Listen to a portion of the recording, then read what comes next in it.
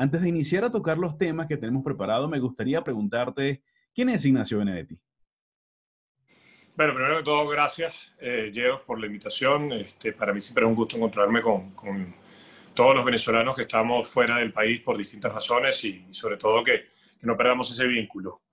Ah, me haces una pregunta que es muy interesante porque yo normalmente digo que mi único triunfo por ahora en la vida es saber quién soy. Y resumirlo, a ver, yo, Ignacio Benedetti, o mejor dicho, yo soy una persona que cree que le gusta el fútbol, que le gusta el juego, que le gustan ciertos valores del juego y ciertas maneras que tiene el juego de enseñarnos. Ignacio Benedetti intenta ser una persona justa, honesta, creíble, y ya por ahí creo que he hecho un ejercicio bastante difícil porque, bueno, porque definirse uno mismo es eso, es un ejercicio bastante complicado. Sí, así es. ¿Y qué tal si iniciamos por la formación periodística? Por de dónde sale esta pasión de querer comunicar las ideas, de dónde sale este deseo de transmitir en la otra persona la necesidad de capaz dar luz, porque entiendo que eso es el periodismo, ¿no? En parte dar luz sobre temas que a veces son tan complicados. Mira, en cuanto a lo futbolístico y mi parte periodística, te diría que va más allá precisamente del fútbol y del periodismo, ¿no? Yo he sido siempre muy curioso, he sido tremendamente, por decirlo de alguna manera, rebelde ante lo que quieren establecer como verdades absolutas, ¿no? Yo, por ejemplo, con el tema de la religión, yo parte de mi educación primaria fue en un colegio de sacerdotes y yo cuestionaba permanentemente lo que nos enseñaba la Biblia, pero no lo cuestionaba desde el rechazo, ¿no?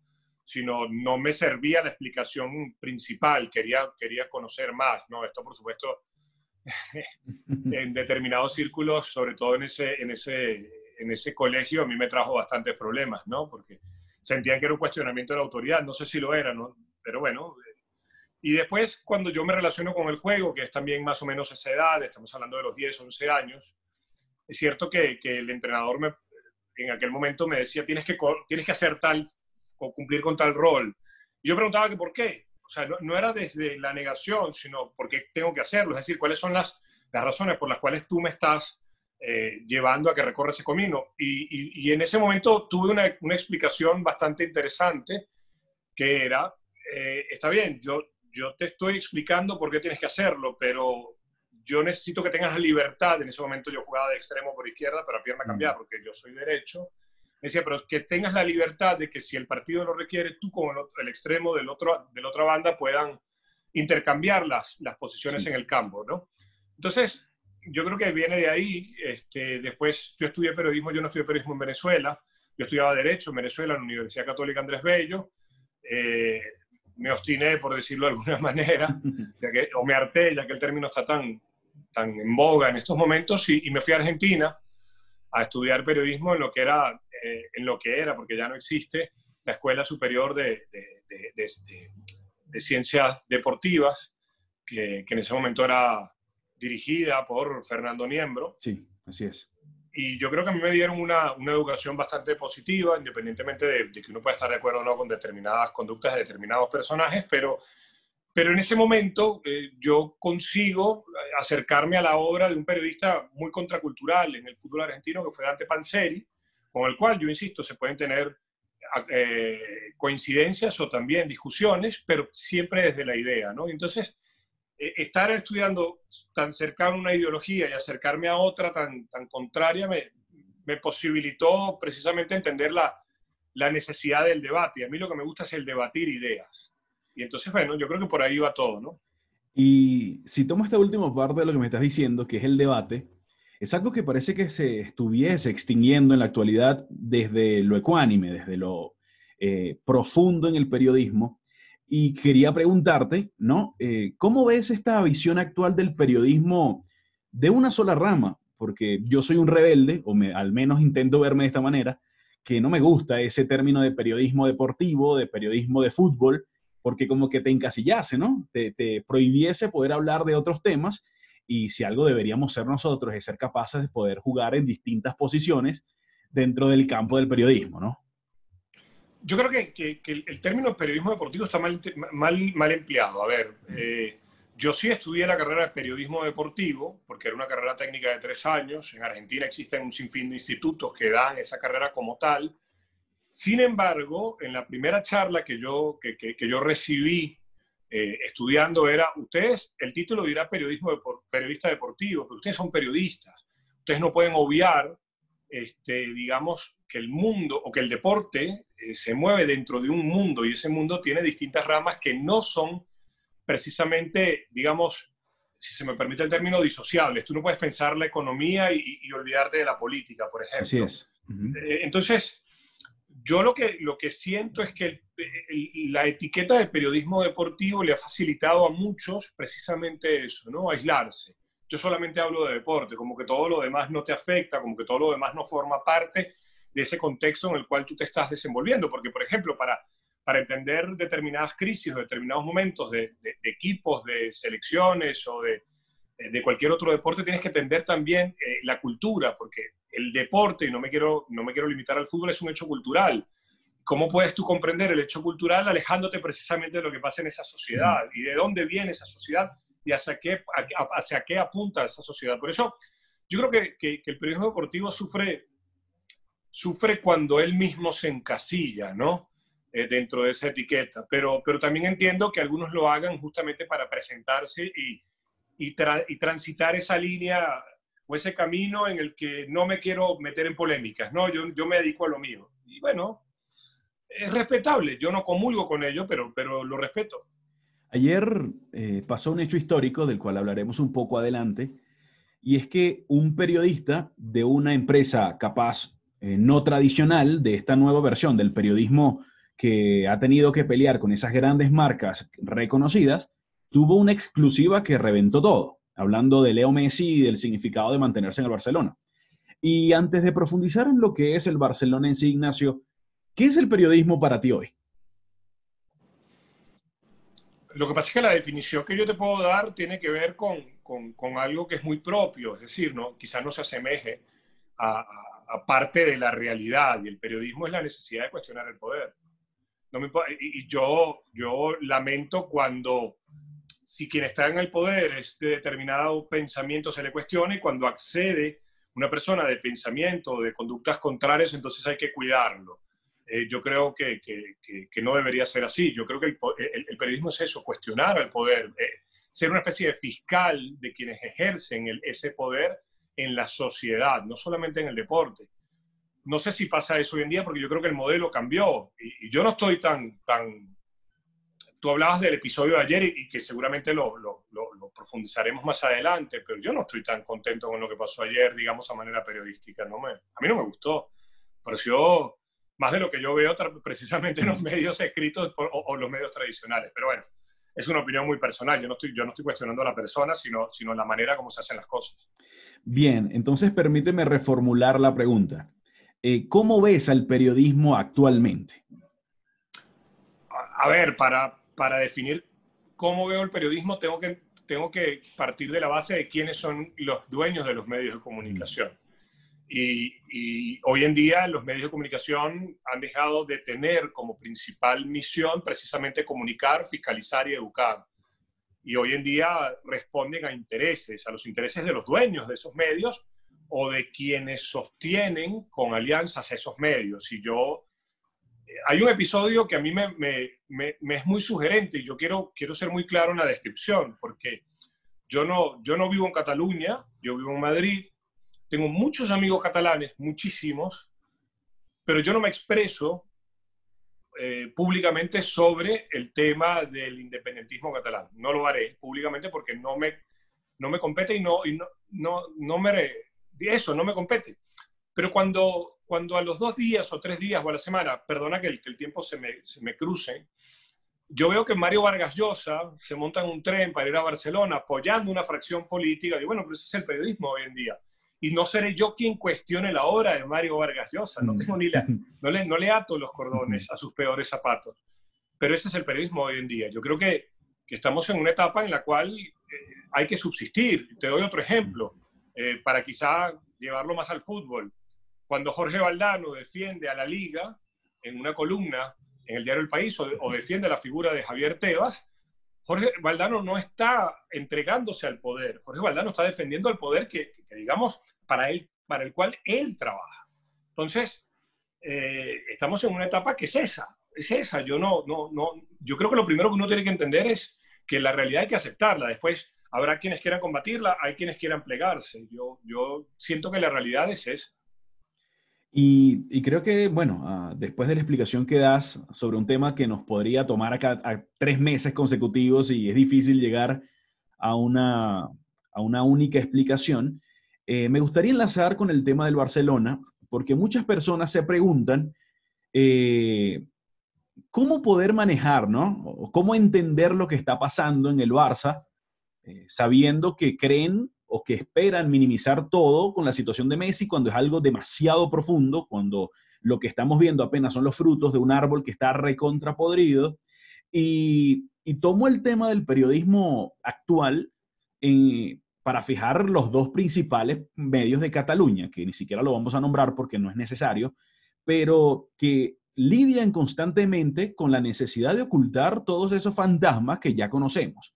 Y el tema Messi, antes de hablar de Messi, me gustaría preguntarte, Ignacio, ¿cómo se formó en parte, no tanto para mí porque yo conozco un poco del asunto, pero para que nos van a ver, de dónde proviene toda esta destrucción institucional que ha llevado al mejor jugador de la historia del Barcelona a decir en cámara que no quiero estar acá cuando sus hijos son felices, cuando su familia es feliz y cuando decidió pues pasar su vida entera por la oportunidad que recibió de jugar en el Barcelona? Lo que pasa es que es un repaso que voy a tratar de sintetizar, ¿no?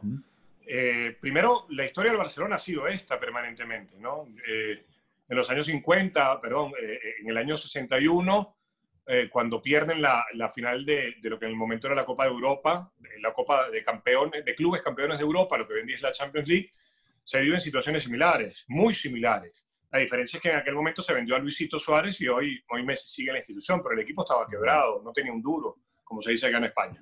Pero la actual nace de el momento, a ver, cuando Joan Laporta accede a la presidencia y se designa Frank Rijkaard como entrenador y llega Ronaldinho y comienza una refundación del club que ya de por sí es un accidente histórico, es algo contracultural, porque Laporta precisamente llega porque los factores de poder no se pusieron de acuerdo y terminaron apoyando un candidato que era totalmente nulo en cuanto a carisma.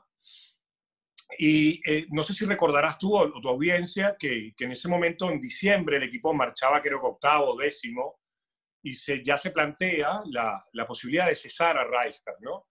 Y quien sostiene a Rijkaard es el grupo afecto a Laporta por consejo de Johan Cruyff, mientras que Sandro Rosell ya tenía palabrado a Luis Felipe Scolari. Esto no es una tontería, teniendo en cuenta que Rosell trabajó para Nike, era muy cercano a Scolari desde los tiempos de la selección brasileña y Rosell siempre ha sido muy cercano a ese fútbol brasileño.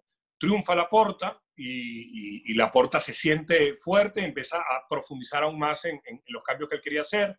Rosell se siente ninguneado, que en ese momento Rosell creo que era el vicepresidente de la institución, no sé si era el vicepresidente deportivo, y al cabo de un tiempo renuncia a él, renuncian varios directivos, entre los cuales estaban también Bartomeu y otros más de la actualidad, y empiezan a construir, por un lado, esta plataforma que tenemos en la actualidad, y por otro lado, a socavar la presidencia de Laporta, haciendo mucho daño, desde el odio a Cruyff, desde el odio y posteriormente el odio a Guardiola. Guardiola siempre ha sido un tipo muy odiado en su Cataluña. Ganan las elecciones de 2010 porque ya Laporta no tenía el tirón electoral. Gana Sandro Rosell con una votación récord, impresionante, y empieza inmediatamente a cambiar lo que era ese Barcelona. Y cuando yo me refiero a cambiar, es cambiar la ideología, el método, ¿no? Ese método en el cual primaba el fútbol de asociación, es decir, tenías a Messi obviamente, pero Messi era el tipo que definía y finalizaba, y el primer gran movimiento de Rosell, ¿cuál es? Digamos, a nivel de fichaje, traer a Neymar.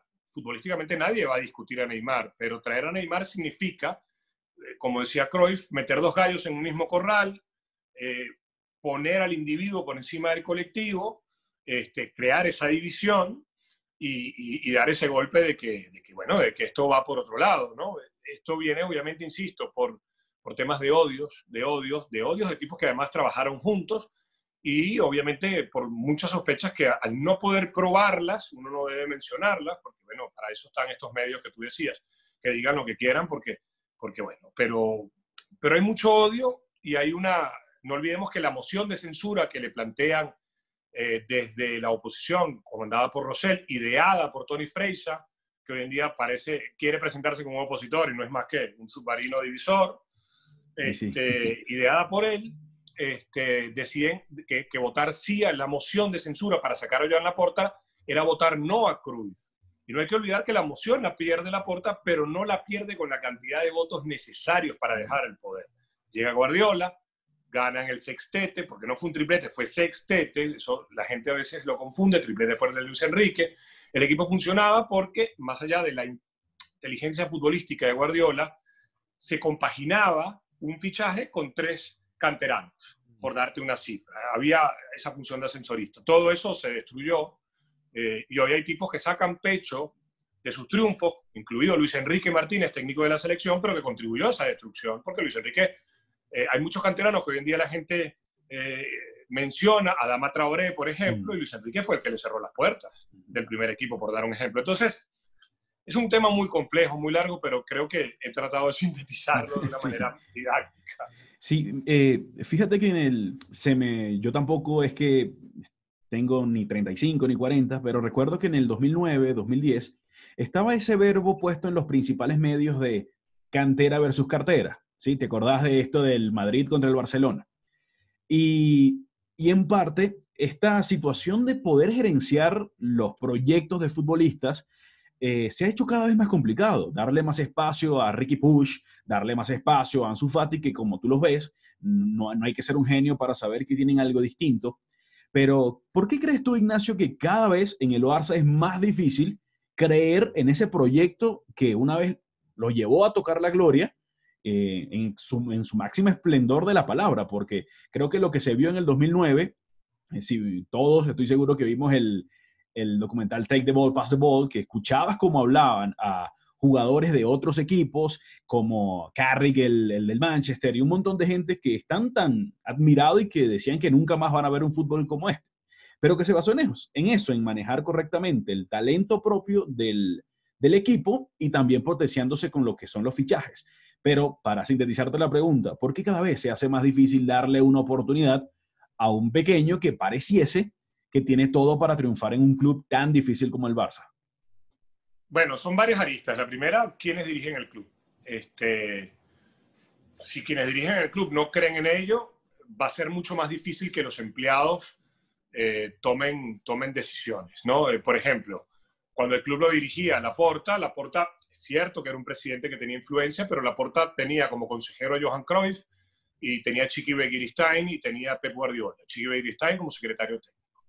Con la llegada de Rosell al poder, empiezan a tomar mucho más fuerza los dirigentes, los empresarios, y no quiero utilizar el término empresario de manera peyorativa, sino para entender que no son gente de fútbol, no son exjugadores, no conocen realmente la metodología del club. Empiezan a perder fuerza los tipos importantes, precisamente en la Masía, Paco Ciruló, Joan Vilá, Albert Benayges, Albert Puig, en fin, la gente que había estado a cargo de que aquello funcionara. Que aquello funcionara no quería decir que tú sacaras un Iniesta cada año, eso no es así. Pero también hay que recordar que Iniesta no es cuando llega el primer equipo no es el Iniesta que después maravilló el mundo, era un chico de 20 años cuando Van Gaal lo pone, es decir, tienes que tener gente que esté de acuerdo en ir cociendo a fuego lento ese guiso, ¿no? A ver, por otro lado, entrenadores valientes, entrenadores que decidan darle la oportunidad a los chicos, porque esto yo recuerdo mucho a Bielsa, en algún momento hablando con Guardiola, que decía, sí, cualquiera pone a los chicos, la dificultad está en sostenerlos.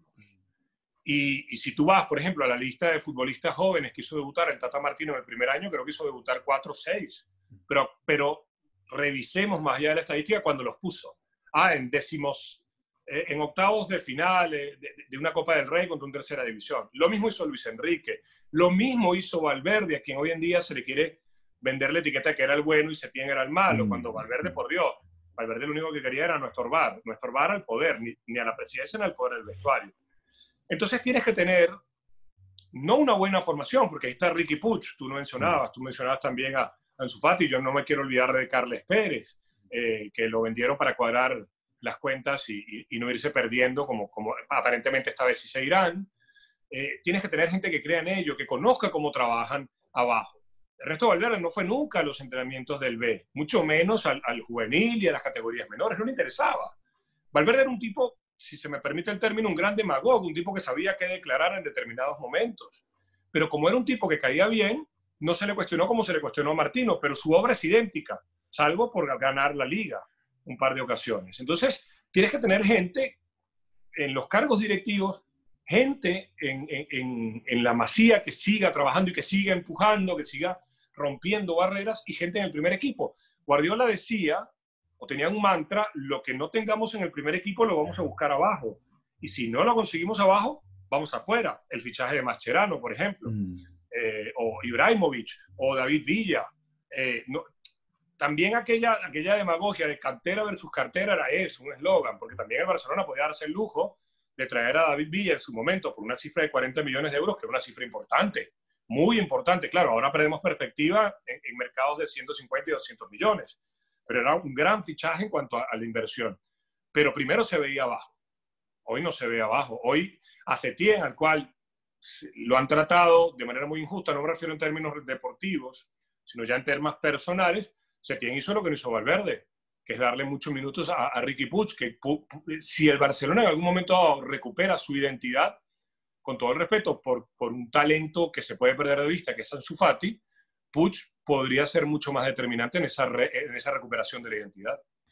Y también, para no salirnos del tema cantera, Ignacio, hay que tener una especie de, digamos, círculo correcto que le sostengan el ánimo, la autoestima al futbolista, el deseo de poder seguir a pesar de tener al frente un panorama muy complicado.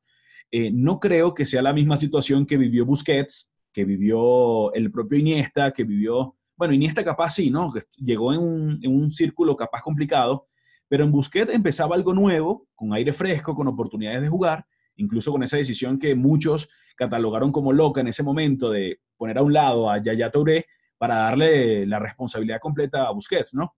Pero ¿cómo se sostiene un jugador como Riqui Puig, como Ansu Fati, como Carles Aleñá, qué sé yo, el propio capitán del Barça B, Monchu, que por allí lo están intentando poner en algún lugar para sacarlo del primer equipo?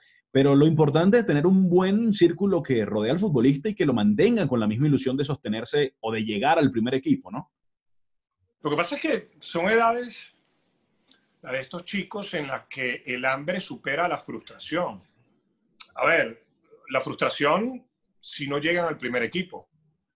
Pero la gran mayoría de futbolistas que han salido de la Masía han tenido otras oportunidades. El problema con el que se enfrentan es mucho más grave, y es que están educados en un fútbol tan complejo y que requiere tal compenetración, durante tales estados de atención durante cada encuentro, que después llegas a otros equipos del mismo tamaño del Barcelona, Juventus, Real Madrid, el que quieras mencionar, que te encuentras que es un fútbol mucho más global, por decirlo de alguna manera, mucho más ajustado a una normalidad en el cual se pierden esos chicos. Pero hay casos, ahí está el caso de Eric García, que él en el momento en que en que encuentra que no va a tener protagonismo en el primer equipo, ofertas no le faltan.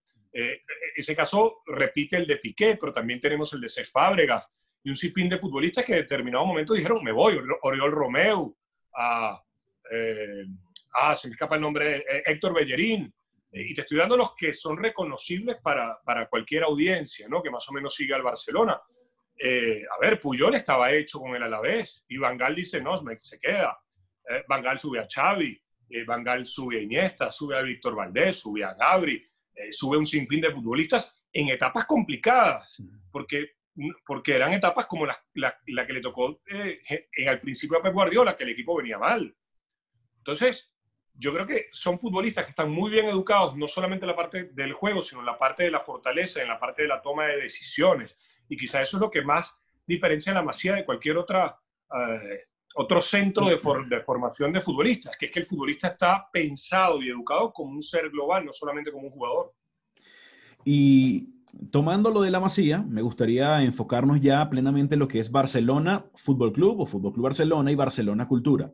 Porque para nosotros, esto creo que el autocitarse es una de las cosas más horribles que tiene el periodismo, pero dentro de uno de los podcasts que nos tocó hacer, decíamos que el sudamericano no entiende por qué el fanático del Barça no está quemando todo, por qué no está incendiando el Camp Nou, por qué no está poniendo en la hoguera a Bartomeu y a su banda, con esta visión sudamericana mucho más pegada a la sangre caliente, ¿no? A la pasión extrema por un club.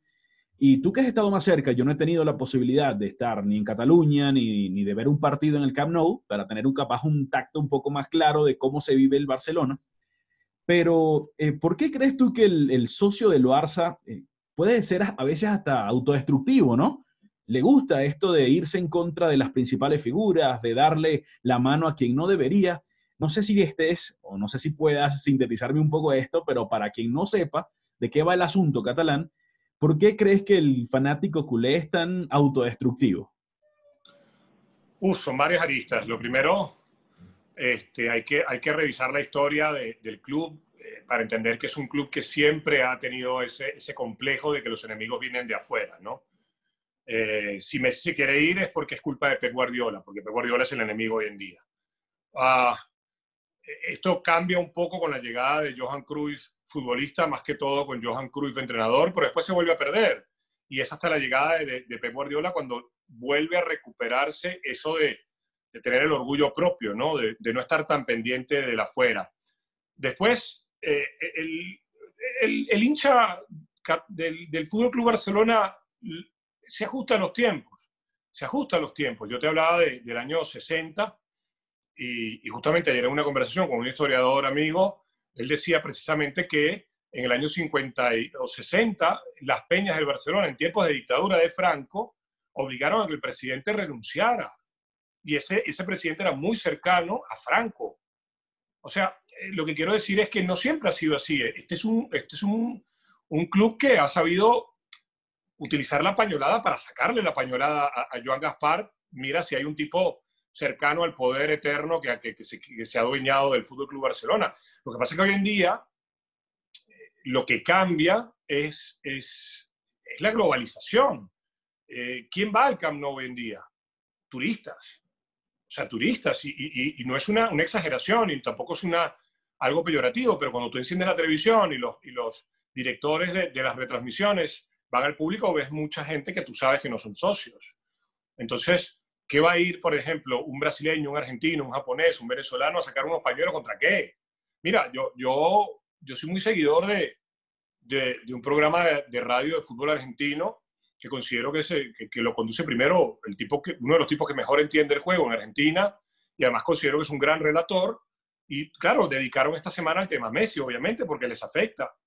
Y hablaban y no tenían idea de lo que estaban diciendo. ¿Por qué? Porque no hay un conocimiento de la profundidad, y no hay que ser un especialista, pero hay que conocer, hay que leer de lo que es la historia de este club, de quién es Bartomeu. Incluso llegué a escuchar de alguien que Bartomeu era un buen tipo, que estaba navegando en un mar de tiburones. Y dice, bueno, listo.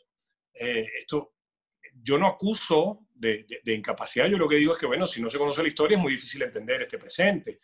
Entonces, hoy, más que Bartomeu salvarse de pañolada, lo que se salva a Bartomeu es de grandes manifestaciones, no en el estadio, sino fuera del estadio, y de que él pueda maquillar las cuentas digamos, con la excusa del COVID-19. Pero también hay que entender quién es el socio que vota, porque Twitter es un mundo aparte, es un submundo que nada tiene que ver con la realidad en ningún tema. Yo veo a la gente tratando de conseguir seguidores y me da mucha tristeza porque Twitter no vota, y no vota en Barcelona, y tampoco vota en las elecciones de ningún país, no existe. Y digamos, los emocionados por una moción de censura en contra de Bartomeu, los que se emocionan con la candidatura de Víctor Font o de Joan Laporta desconocen, es cómo vota el gran universo de votantes del Barcelona, y ahí es cuando te das cuenta que esta gente se sostiene en el poder y es muy probable que se siga sosteniendo en el poder porque tienen la infraestructura necesaria para sumar más votos. Y que Joan Laporta fue un accidente histórico. Y bueno, eso es difícil, especialmente para quien está en este lado del charco, entenderlo, ¿no? Pero al mismo tiempo sabemos que si nos vamos al plano político, tiene mucho sentido, imaginando cómo se sostienen a través de, sin importar el desastre, sin importar los resultados. Y el Barcelona, permíteme tomar una frase que en una de tus conversaciones con Frederic Porta, creo que se ha sostenido a través de Messi, ¿no? Creo que hacía una metáfora con esto como el Atlas que sostiene todo a Lionel Messi, ese ente sobrenatural que tiene la capacidad de ocultar todo el desastre. Ayer lo decía Messi en esta entrevista que hizo con el periodista Rubén Uria, decía que es un desastre la directiva, pero esa directiva ha sabido jugar con ese talento, ¿no?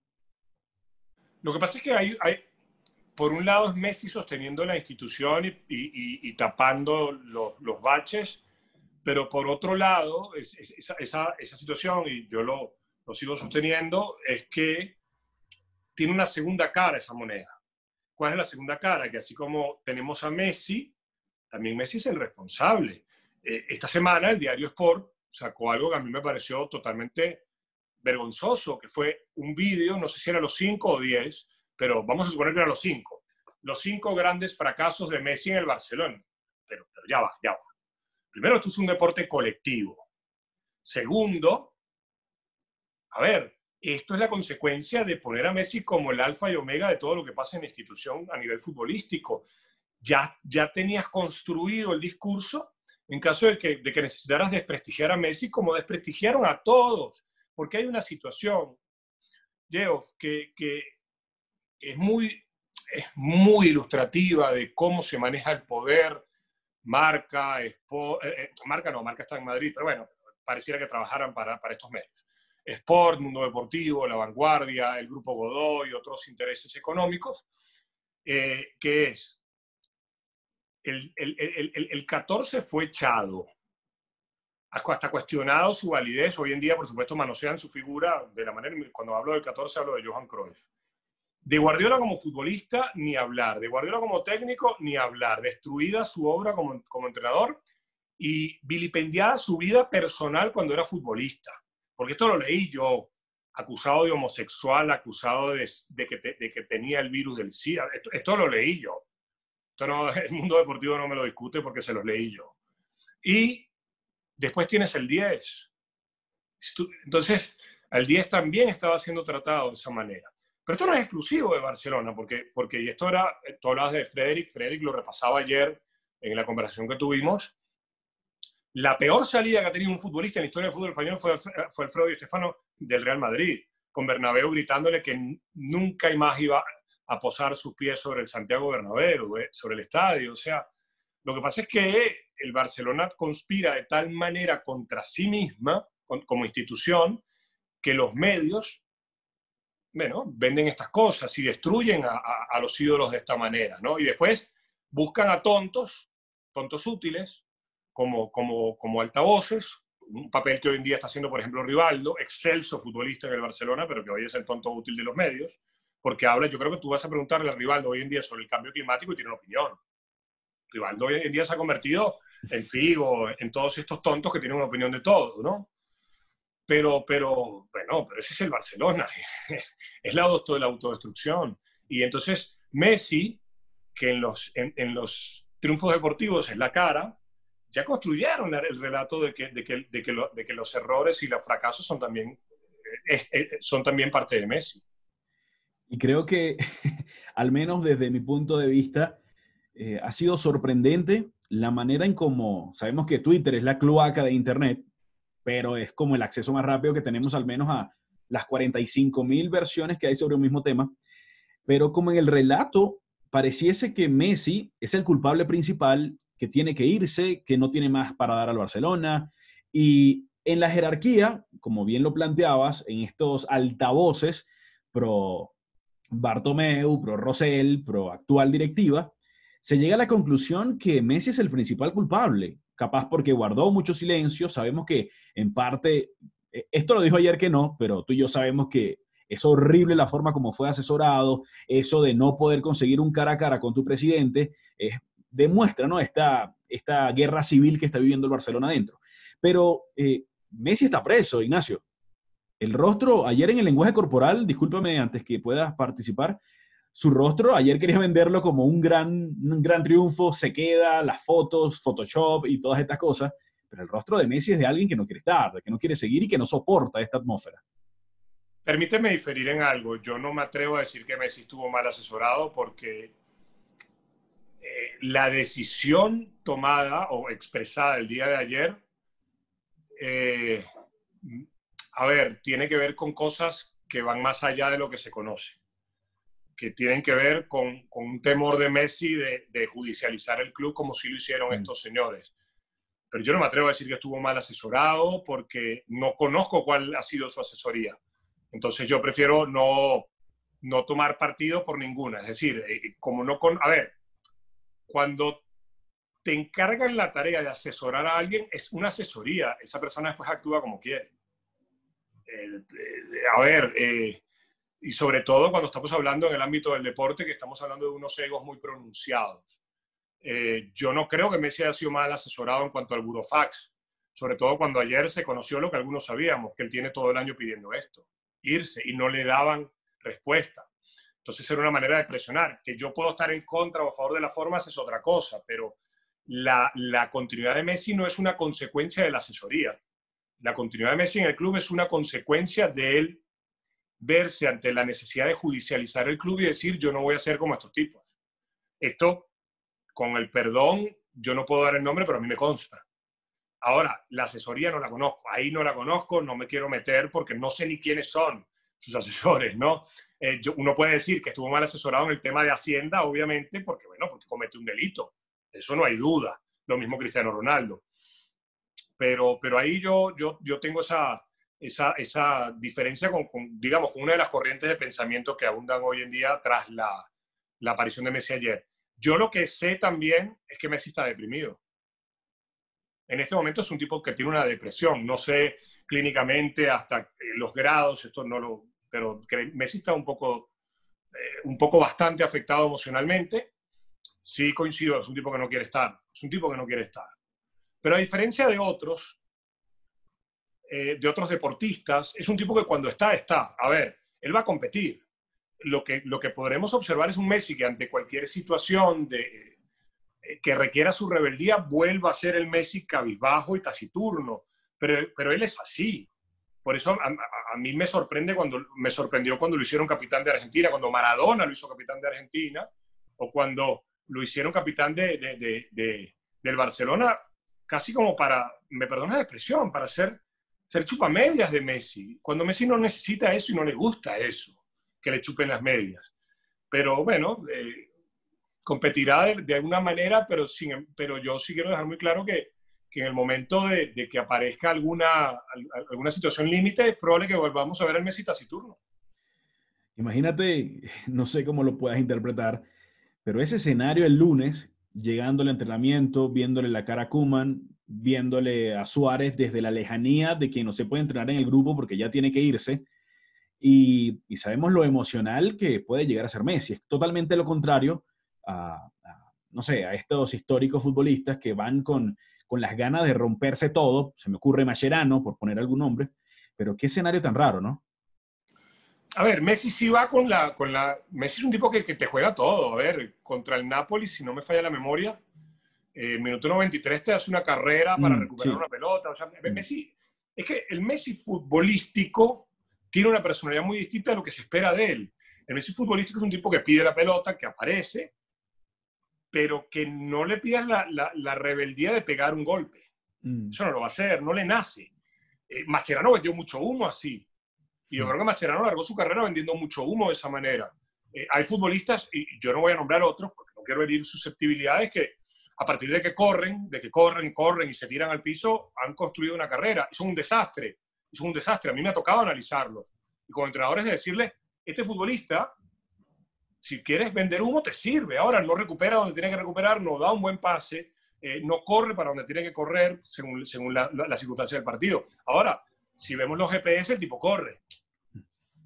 Forma parte de un análisis que a mí en el fútbol me horroriza, a mí.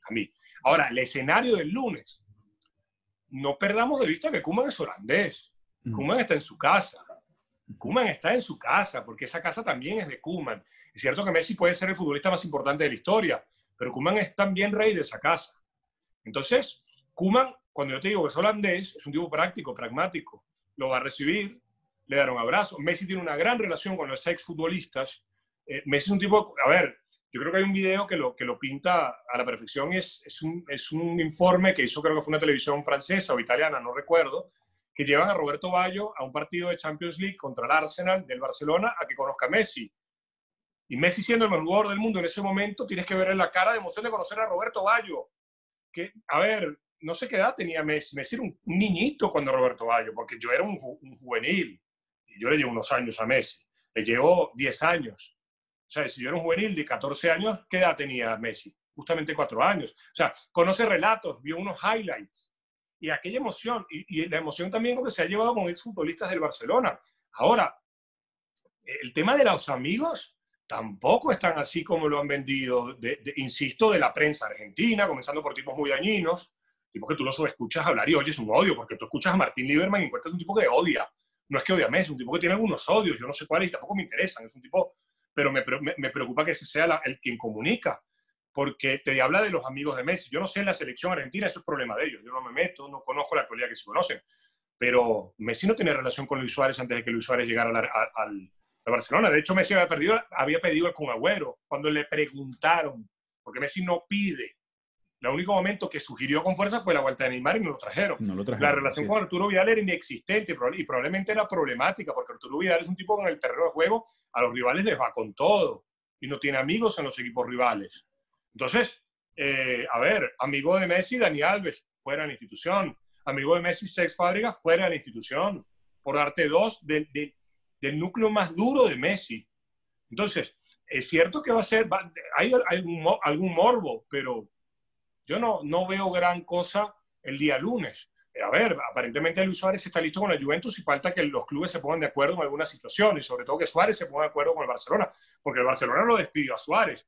Y ahí Suárez dice, bueno, tú me despides, págame, que es lo lógico. Y ahora el Barcelona, después de que lo despide, quiere, como cualquier institución o cualquier directiva, porque no es la institución, como cualquier dirigente que se precie de ser dirigente de fútbol, es decir, que quiera desconocer derechos fundamentales de trabajadores, ahora quiere negociar. Y creo que el llamado, más o menos, el planteamiento que tiene Koeman con estos dos fichajes que están casi a punto de caer, es el deseo como de retocar todo, ¿vale? De traer, necesito a Depay, necesito a Giorgio Wijnaldum, y quiero hablar un poco, Ignacio, de este Barça pro o post toda esta tragedia de los últimos 4 años. ¿Cómo retomar la autoridad, especialmente en Europa, si sabiendo que han sido, perdóname la expresión, The Walking Dead, ¿no? En estos últimos 4 años, Europa ha quedado muy retratado, como el Barça va de nuevo a buscar una oportunidad en la Champions, sabiendo que sus bases quisieron vender una revolución completa, un cambio total, pero creo que más allá de Suárez y Vidal no debería salir nadie más, ¿no? Bueno, lo primero es que no olvidemos que esto es fútbol, ¿no? Y que si Dembélé convertía el cuarto gol frente al Liverpool o en el Liverpool convertían una de las poquitas, ese Barcelona llegaba a la final de la Champions.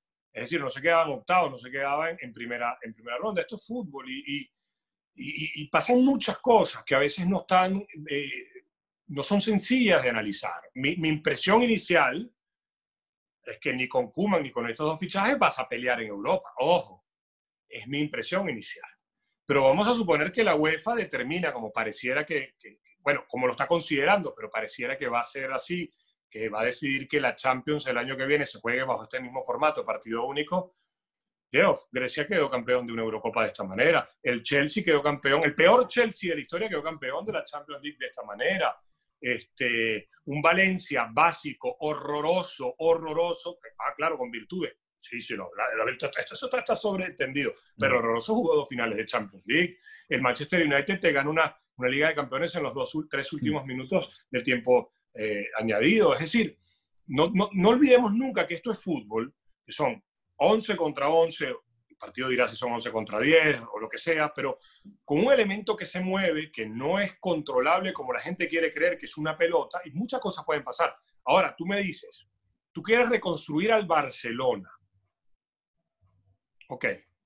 ¿Es Koeman el hombre ideal? No, no, y 1000 veces no. Esto no quiere decir que no ganen, ¿eh? Porque con Valverde ganaron, pero no, el equipo no era el Barcelona que se conoció. Koeman, si algo ha tenido en su carrera, es una inestabilidad en cuanto a una idea futbolística. Entonces eso, muchos te dicen, bueno, que es un técnico flexible que se amolda a los futbolistas. Vamos a dejar de vender pescado podrido. Todos los entrenadores se amoldan a los futbolistas. Pep Guardiola no hace a Philipp Lahm jugar como Dani Alves, sino que él estudia a Philipp Lahm y lo hace jugar de otras cosas que él cree que puede jugar Philipp Lahm. Hoy en día, si tú ves el Manchester City, Pep Guardiola no pone a Kevin De Bruyne a jugar de Iniesta. No, él entiende que Kevin De Bruyne le puede dar un rendimiento en determinado... Y bueno, ¿funcionará o no funcionará? Eso ya es otra cosa. Todos los entrenadores, lo que tú haces con el futbolista es entender qué futbolistas tienes y a partir de ahí diseñas estrategias, diseñas tácticas. Pero, a ver, entonces, Koeman no tiene una hoja de servicio clara. Le ha ido mal por su carácter y por sus manejos como el de llamar al tercer goleador histórico del Barcelona por teléfono y en una conversación de un minuto decirle no cuento contigo. Que tú eres el entrenador, tienes que tomar decisiones. Pero esa no es la manera de tratar a un tipo de ese tamaño. Sobre todo porque Koeman fue futbolista. Entonces, después, ¿qué Barcelona vas a tener con Wijnaldum y Depay? Es una incógnita. Depay ya estuvo en un equipo grande y ya sabemos qué pasó. Wijnaldum, de verdad Wijnaldum es un futbolista para reconstruir el Barcelona. Entonces, yo no estoy... A ver, y permíteme que me apoye en otro ejemplo para dar a entender mi punto, lo que quiero explicar, porque yo entiendo que a veces no lo hago correctamente. Arturo Vidal es un futbolista fabuloso. Nadie juega en Colo-Colo, Borussia no, el Bayer Leverkusen, Bayern Múnich, Juventus, Barcelona y probablemente Inter de Milán por enchufado. Eso no existe. Eso no existe. Ahora bien, Arturo Vidal, sus características futbolísticas, ¿eran válidas para Barcelona? No, y 1000 veces no. Ah, llegó, bueno, listo, ok, ya sabemos por qué llegó, porque esto es una directiva que, listo, y con un entrenador en ese momento, Valverde, que de ADN Barça tiene menos que yo, y Valverde jugó, Valverde jugó en el Barcelona, no aprendió nada. Lo digo yo, Ignacio Benetti, porque no aprendió nada de ello. Valverde le gusta otra cosa y es igual de válido. Es igual de válido. Entonces, Wijnaldum lo vas a traer ¿para qué? Depay. Tú traes a Depay en este momento. Va a tapar a alguien. Alguien de los que ya está. Uno de los que ya está es Ansu Fati. El otro es Dembélé, por el que te gastaste 119 millones de euros sin tan siquiera haber preguntado cómo era la forma de vida de Dembélé. Y en ese momento en el Borussia Dortmund trabajaba un ex Barça, o sea que podían haber levantado el teléfono. Traes a Wijnaldum, vamos a suponer. ¿A quién tapas? ¿Vas a tapar a Riqui Puig? ¿Vas a atrapar a Coutinho? Que no sabes ni qué hacer con Coutinho porque no saben qué hacer. Por comprar a un futbolista por las razones equivocadas. Entonces, a ver, es más de traer porque el técnico es nuevo y vamos a consentirle algo. Pero no estás haciendo ninguna reestructuración real. ¿Qué haces con Filipe Coutinho?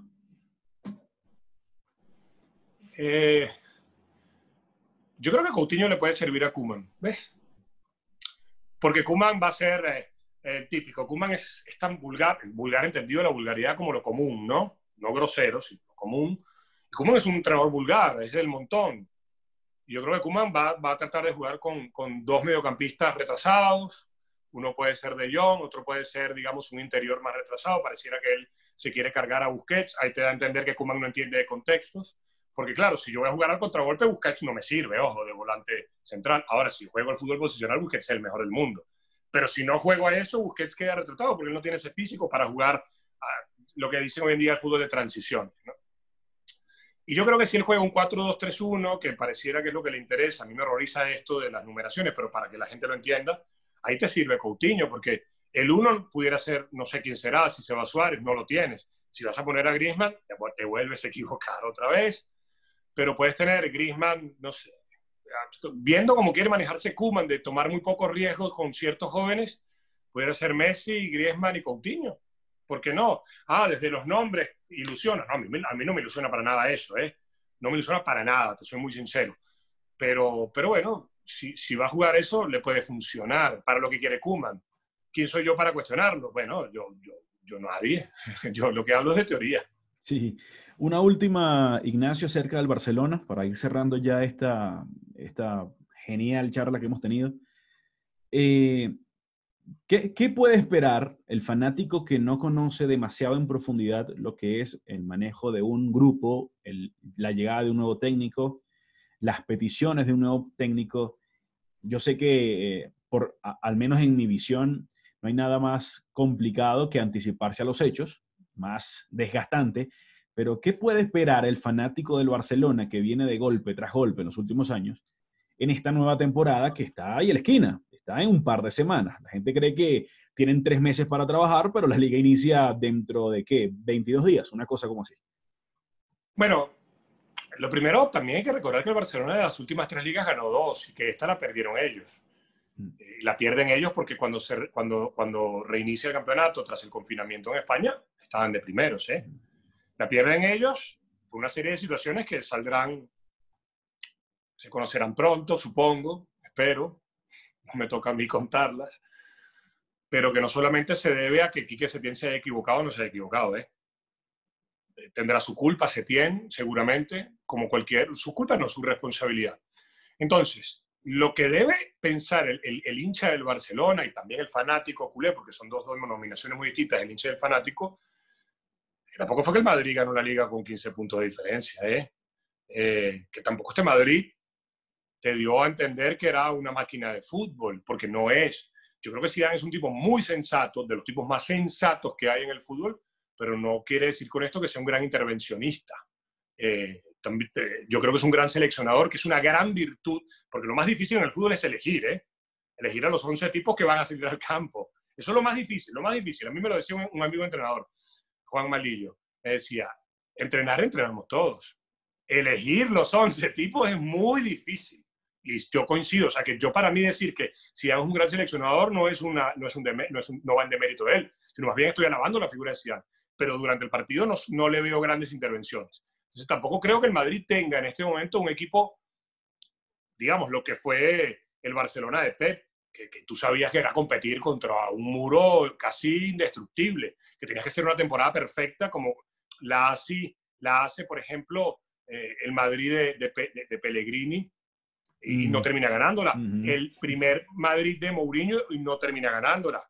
Entonces, cuando es una liga, cuando son 38 fechas, es muy difícil pensar que puede suceder, sobre todo cuando las distancias no han sido tan amplias, ¿no? Entonces, a ver, sigues teniendo a Messi, tienes que ver ahora a Ansu Fati con más minutos, ver a Riqui Puig si Koeman lo va a poner. Yo creo que Riqui Puig es un futbolista que ya tiene que discutir titularidad.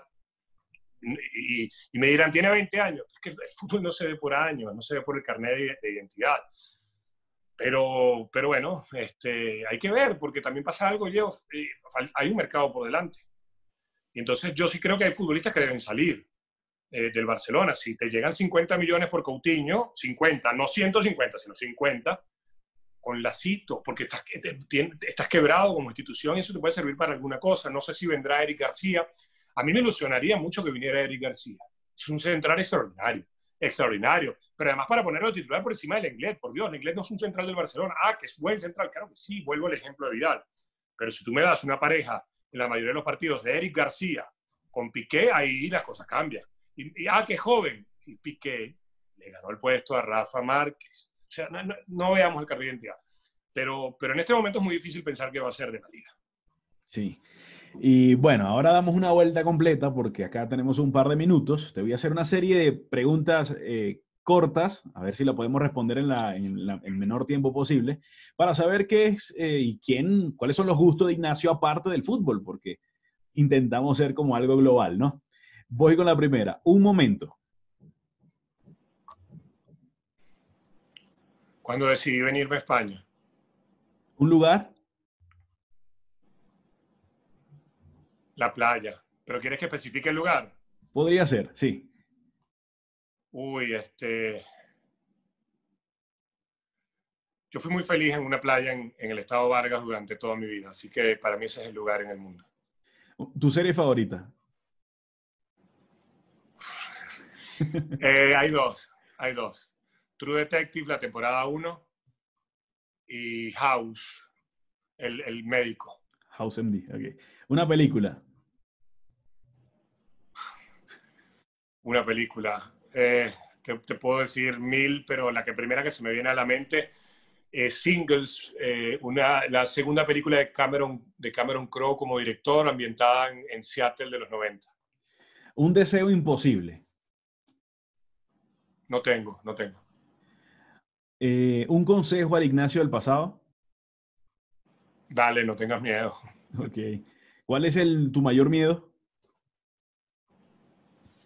Mi mayor miedo es ir en un avión, que el avión se caiga y yo quede vivo. Yo no tengo miedo a la muerte, le tengo miedo a esa supervivencia. Ok. ¿Algo que te dé orgullo? Algo que yo haya hecho que me dé orgullo. Ujú. Nada, yo no tengo razones para estar orgulloso de mí mismo todavía. Ok. Dos más. ¿Una canción?